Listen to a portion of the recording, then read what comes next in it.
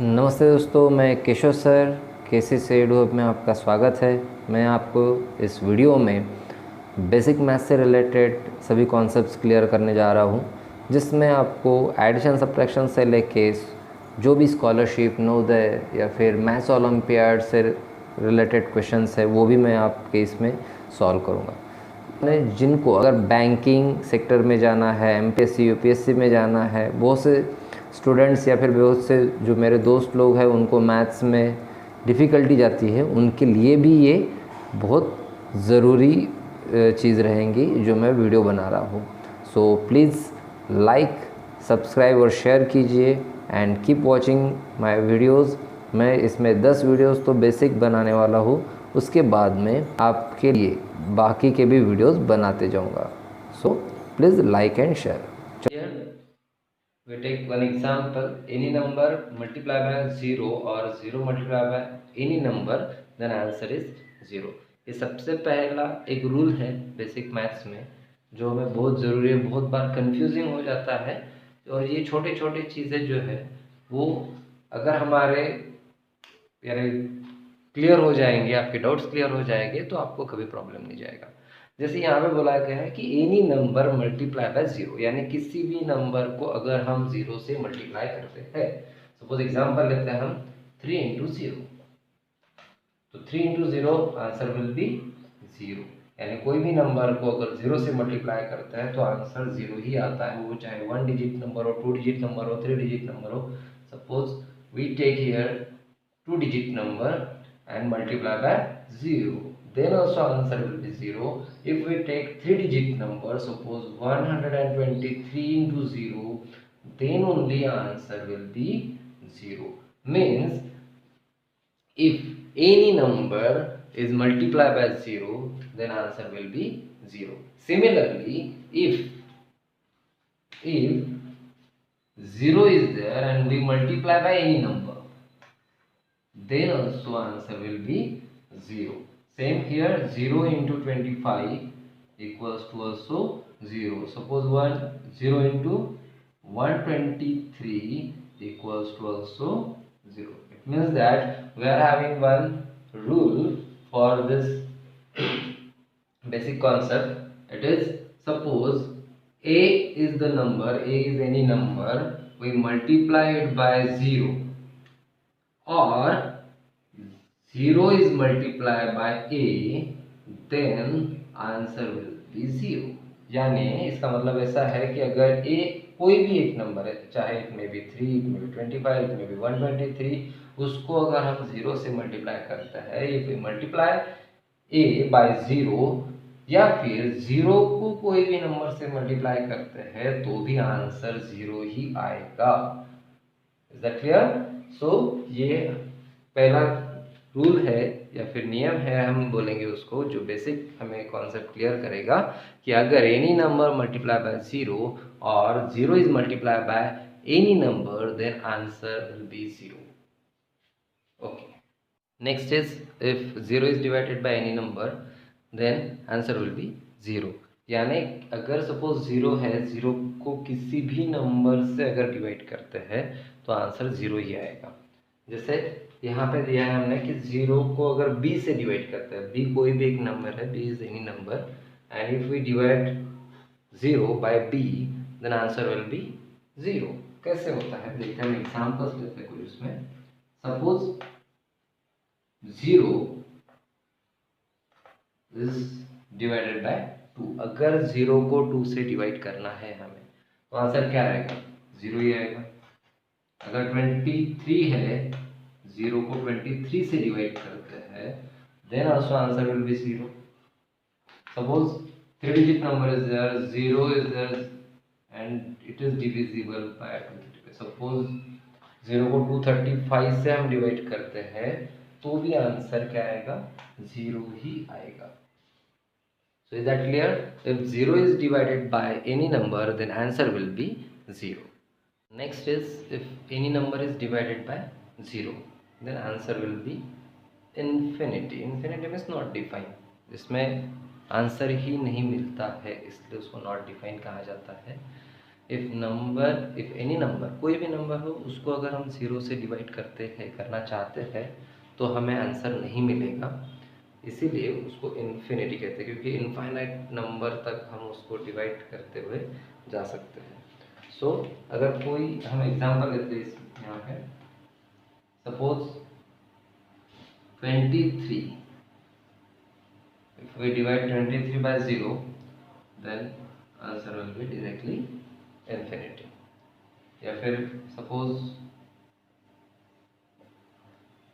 2 divided by 0, then also answer will be infinity। So if any number is divided by 0, then answer will be infinity।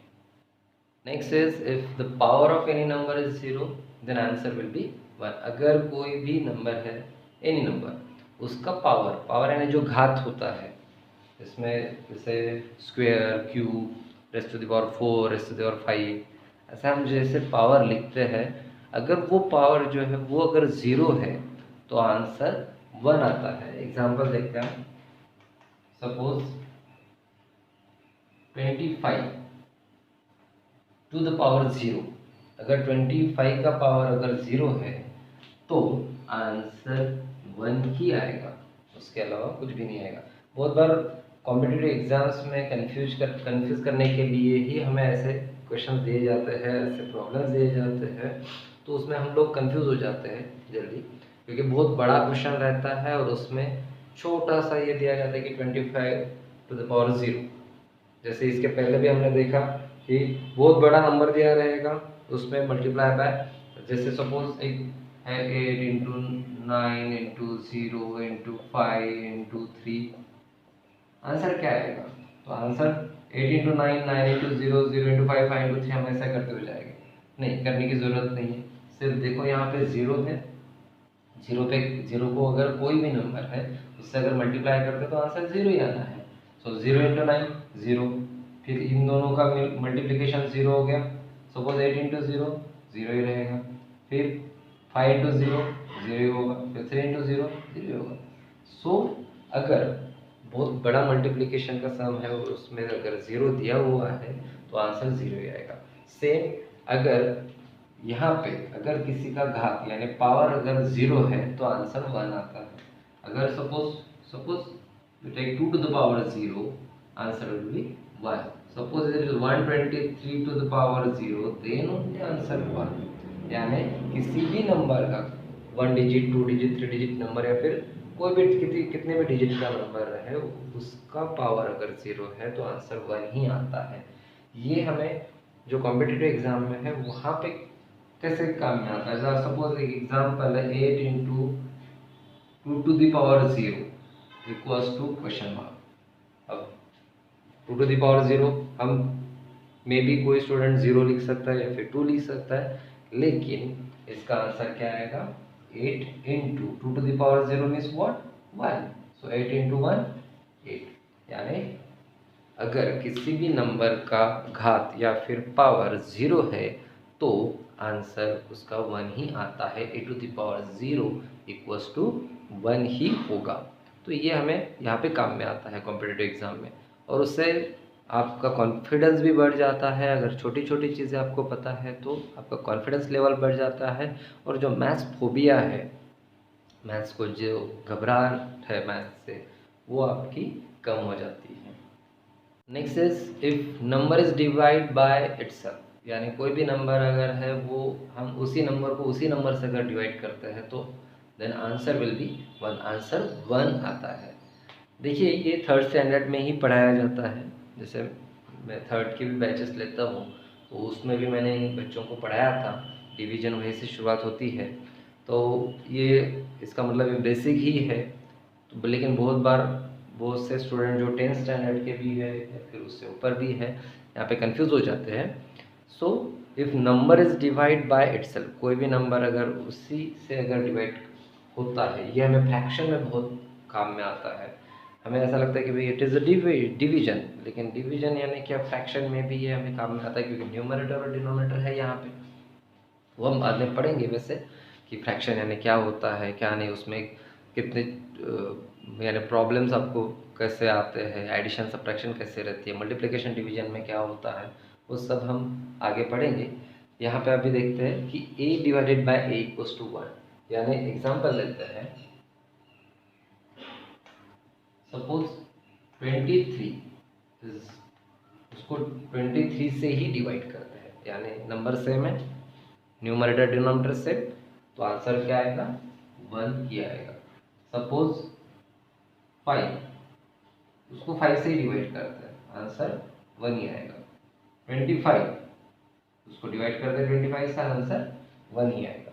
It means that if number is divide by itself, कोई भी number किसी भी number को अगर हम उसी number से divide करते हैं तो आंसर 1 ही आता है। ठीक है, सेम नंबर को सेम नंबर से यानी अगर डिवाइड करते हैं तो आंसर 1 आता है, लेकिन एक कंडीशन ऐसी आती है कि जहाँ पे उसी नंबर को उसी नंबर से अगर डिवाइड करते हैं तो आंसर 1 नहीं आता है। वो कंडीशन आती है, कब आती है वो देखेंगे हम, 0 के बाद। अगर 0 है, 0 को 0 से ही डिवाइड करना है तो आंसर 1 आएगा क्या, नहीं आएगा, आंसर 0 भी नहीं आएगा। तो यहाँ पे आंसर आता है इन्फिनिटी, यानी अगर 0 को 0 से डिवाइड करते हैं, यही एक ऐसा नंबर है वहाँ पे कि अगर सेम नंबर को सेम नंबर से डिवाइड करते हैं तो आंसर 1 नहीं आता है, वहाँ पे आता है इन्फिनिटी या फिर नॉट डिफाइन। ये डिफाइन नहीं कर सकते हैं हम यहाँ पे, इसीलिए उसको इनफाइनाइट क्या कहा जाता है या फिर नॉट डिफाइन कहा जाता है। 0 को 0 से डिवाइड नहीं होता है, 1 नहीं आता है आंसर वहाँ